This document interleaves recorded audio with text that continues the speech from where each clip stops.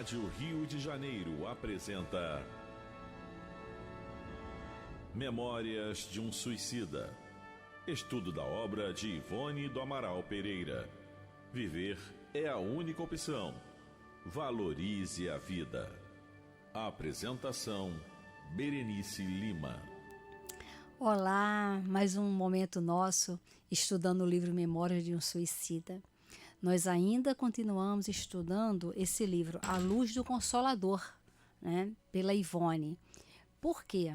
Porque é importante sabermos quem foi a médium, quem foi Ivone. Por que ela recebeu esse livro Memórias de um Suicida? Porque a Ivone já desencarnou, mas no mundo espiritual ela está disponível para nos ajudar nesse tema. Então, estudar a obra Memórias de um Suicida é esclarecer, é levar esperança, consolação. Ao longo dos estudos, nós não nos prendermos nas dores das consequências, mas sim na libertação do sofrimento, na libertação das ideias materialistas, porque toda ideia materialista, ela leva ao suicídio. Por quê? O materialismo vê o quê? O aqui e agora. Não tem nada depois. Não há uma sequência, não há uma evolução. E é uma ideia muito perversa, né, que nós, a humanidade, nós construímos aí ao longo da história. Então, Memórias de um Suicida é um livro libertador. Como Jesus falou, conhecereis a verdade e a verdade vos libertará. Mas nós precisamos saber sobre a médium, porque Jesus também deu uma grande dica.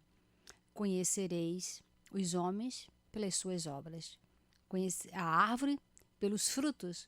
Então nós precisamos saber sobre essa médium antes mesmo de como foi que ela concebeu esse livro. Como é que começou esse livro? Nós precisamos ter uma base.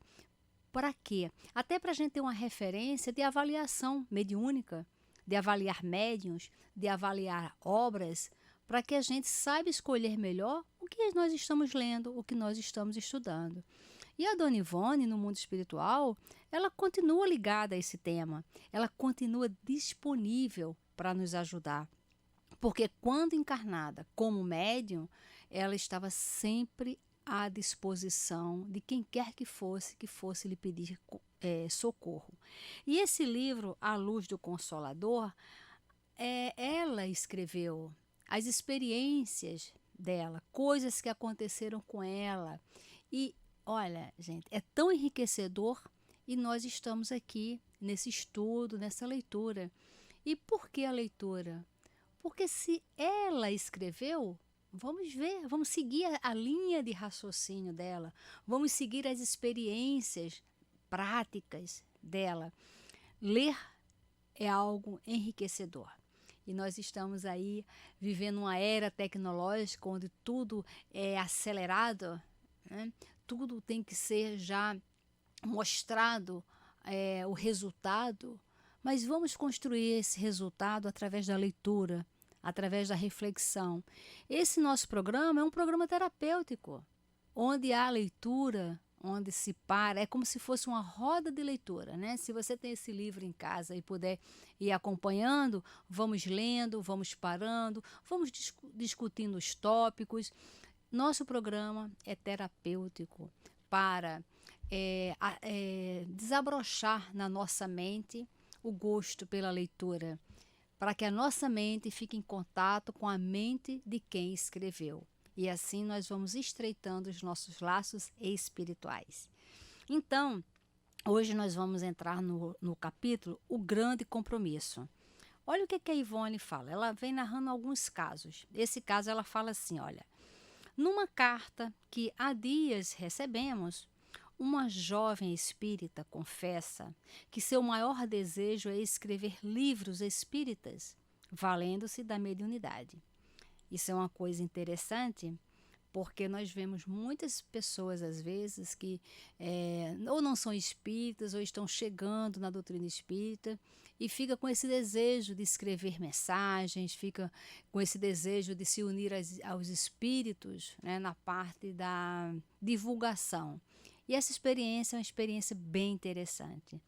E ela diz que essa moça confessa também que pouco estuda a doutrina dos espíritos, que sente aversão às obras clássicas, limitando-se ao conhecimento das obras mediúnicas, de preferência romances. Não obstante, a mesma jovem irmã se permite a grande responsabilidade de se entregar ao desenvolvimento das suas faculdades mediúnicas e à evangelização das crianças. Olha, nós precisamos ter métodos, construir métodos para alcançar melhor resultado, né? Um médico, quando ele está disposto a ser um excelente médico, ele faz a faculdade com muito envolvimento, faz o estágio, faz a residência, depois vai fazer a especialidade, depois vai fazer aprofundamento na especialidade. Então, nós que queremos divulgar a doutrina espírita, nós também precisamos fazer essa ligação de estudo. E muitas pessoas sentem o que essa moça sente, não se liga às obras, inclusive às obras clássicas. Nós temos as revistas espíritas da época do Kardec, que ali é um primor.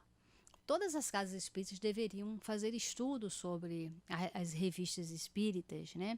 Porque quando Kardec fez toda a divulgação do Livro dos Espíritos, do Livro dos Médiuns, né? Muitas pessoas tinham dúvidas. Liam, tinham dúvidas, às vezes tinham casos nas cidades que a pessoa não conseguia encontrar com clareza a resposta ali, então as pessoas escreviam, olha, aconteceu um caso assim, aconteceu isso, e Kardec respondia, e através dessas correspondências foi se dando aí essa revista.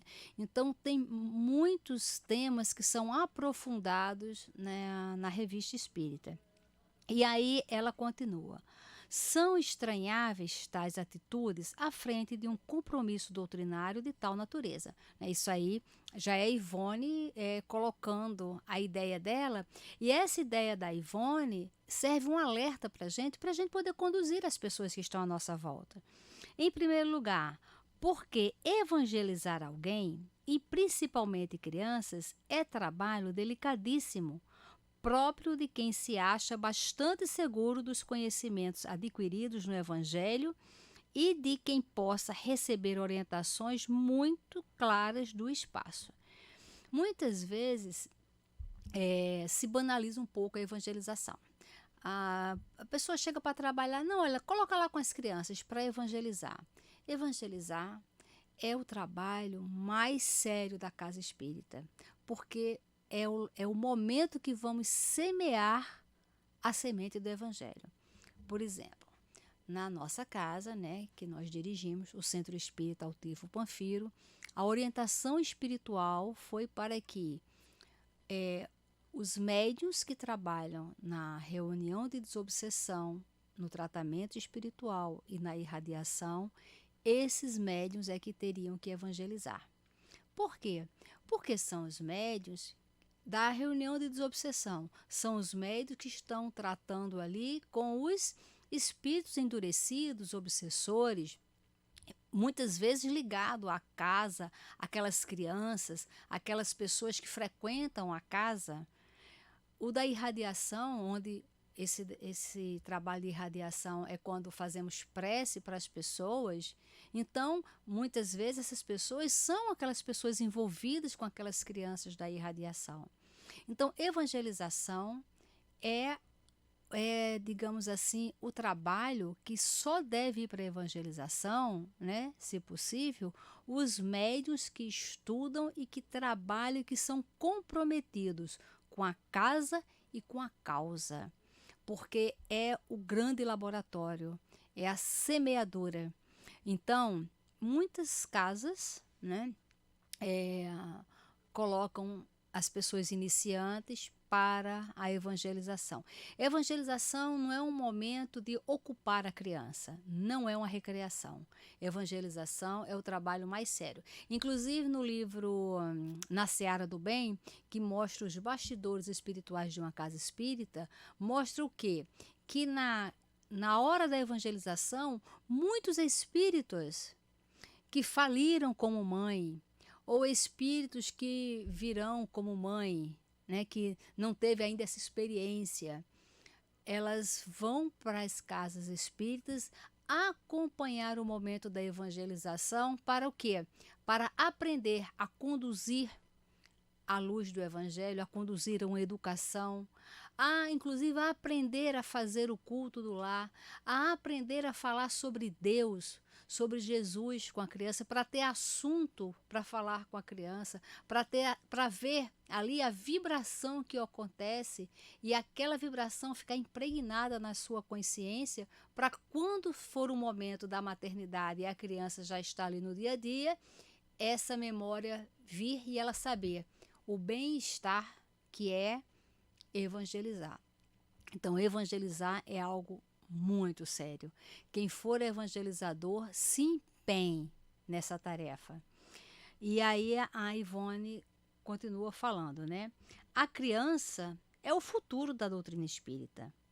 Cumpre-nos orientá-la muito seriamente, com o máximo de responsabilidade e critério doutrinário, a fim de que, em vez de espírita fiel e útil, não a tornemos espírita personalista e sofisticado com os ensinos adulterados que lhe fornecemos. Então, já se tinha essa preocupação na época da Dona Ivone, né?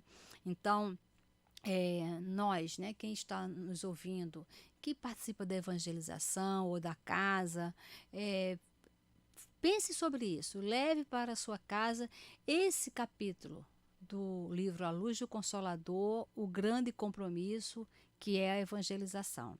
E a Ivone continua assim. Em segundo lugar, que espécie de ensino doutrinário poderemos ministrar a uma criança ou a adultos se a nós mesmos declaramos nada conhecer de doutrina espírita e de evangelho, nem mesmo as indispensáveis obras da codificação do Espiritismo? Porventura teremos raciocinado na grande responsabilidade assumida com o Criador, arvorando-nos em mestres quando sabemos não nos caber nem mesmo a qualidade de discípulos? Convém lembrar que o Espiritismo é ciência e filosofia transcendentais, é moral celeste, e não podemos encará-lo displicente ou ociosamente, como encararíamos uma sessão de cinema ou uma partida de futebol. Então, aquele momento daquela criança, naqueles ensinamentos, é algo assim grandioso. E muitas vezes os próprios obsessores das crianças estão ali, naquele envolvimento. Então, que nós podemos evangelizar não só a criança encarnada, mas quantos espíritos desencarnados. Então, a pessoa para a evangelização, ela tem que estar muito preparada. E muitos médiuns, às vezes antigos na casa, às vezes estudiosos, não querem se envolver com criança, como se o conhecimento que tem deve ser passado apenas para os adultos. Mas a gente não pode esquecer que a semeadura, o futuro, que é a coisa mais importante, está ali, naquela criança. Então, que a gente reveja esse processo de evangelização. E aí ela continua falando. Idêntico critério havemos de estabelecer para as faculdades mediúnicas que possuirmos. Mediunidade é responsabilidade grave, é compromisso vultoso, e para desempenhá-lo a contento, será indispensável a habilitação prévia a fim de lhe conhecermos o terreno delicado. Muitas das vezes as pessoas querem o desenvolvimento da mediunidade. E aí, às vezes, a vontade é tão grande que a pessoa, às vezes, começa a entrar numa faixa de fantasias, de criação mental. E, às vezes, os obsessores vão usando esse campo, né, fértil da imaginação e, às vezes, vão atuando ali. E, muitas vezes, se torna processo obsessivo, de fascinação. O Divaldo falou, né, que ele conheceu médiuns que tinha tanta vontade de fazer psicografia e imaginava tantas circunstâncias, né, de estar ali se envolvendo com o espírito para escrever mensagens, escrever livros, que às vezes entrar num processo de obsessão que não percebia e às vezes estava em algum lugar e ficava escrevendo assim com o dedo, sabe, como se estivesse segurando um lápis fictício e como se estivesse na imaginação escrevendo alguma coisa, né? Como se tivesse um lápis fictício na mão, com papel, e fica ali como se fosse escrevendo. Tal é a vontade da pessoa, né? Mas sem o estudo, aquela vontade ela fica sem um propósito, sem um objetivo, e às vezes os espíritos se aproveitam e se aproximam dos médiuns. E aí ela fala, né? Certamente que médiuns sem cultura doutrinária e mesmo não espíritas hão produzido fenômenos valiosos. Claro, não precisa ser espírita, né? Ser médium. Agora, tem alguns que não são ligados à doutrina, mas escrevem coisas valiosas, sim. Aí são médiuns que já têm aquela missão, já têm aquele compromisso e comprometimento antes da reencarnação. E aí ela fala, mas isso é raro e geralmente de pouca duração. Tem um livro chamado de Taylor Caldwell, é o nome da escritora, né? Esse livro é muito interessante, que ela fala sobre Lucas, né? Eu acho que é Médicos de Homens e de Almas, se eu não me engano. Depois eu vou confirmar aqui, eu vou anotar para depois confirmar. Eu acho que é Médicos de Homens e de Almas. No próximo programa eu trago o título do livro correto, tá? O que acontece? Ela era uma jovenzinha de 13 anos e ela começou a escrever a vida de Lucas, né? Que Lucas, ele não conheceu Jesus, o Lucas era um médico. E ela começou a escrever e ela começou a ver que tinha ali muitos fatos históricos. E aí ela foi escrevendo e ela ficou com medo depois de um adolescente estar escrevendo aquelas coisas todas. E aí ela foi deixando, ela não publicou o livro. O tempo foi passando, levou muito tempo para ela publicar esse livro, porque ela chegou na maioridade, ela foi ver os fatos históricos, né, para saber sobre aquele livro. Então levou muito tempo. E ela chegou a publicar. Um Chico falou que, na verdade, aquela escritora, né, ela foi a mãe de Lucas, quando Lucas era Lucas. E aquilo tudo veio na memória, por isso que ela escreve com tantos detalhes. Então, veja, ela escreveu esse livro, depois ela escreveu um livro sobre Pedro, ela escreveu alguns livros assim bem pontuais, né? Que, na verdade, ela não sabia explicar como ela havia escrito, mas, pela explicação do Chico, ela teve essa memória da vida passada, né? Os espíritos também ajustando essa memória para ela escrever esse livro, que é um livro assim belíssimo.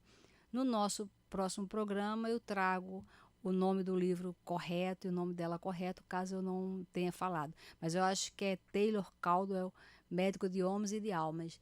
Mas no próximo programa eu trago aqui para gente. E aí a Ivone continua falando. E é bom lembrar que a codificação do Espiritismo elevou a mediunidade a um grau superior de interpretação transcendente, mesmo celeste, apontando o melhor caminho a seguir para que a sua prática se torne em missão definitiva, fazendo do médium uma alma renovada para si mesmo, para o próximo e para Deus. Então, a mediunidade ela tem que ter essa função, né, de ser bom para si, para o próximo e para Deus. Por que para Deus?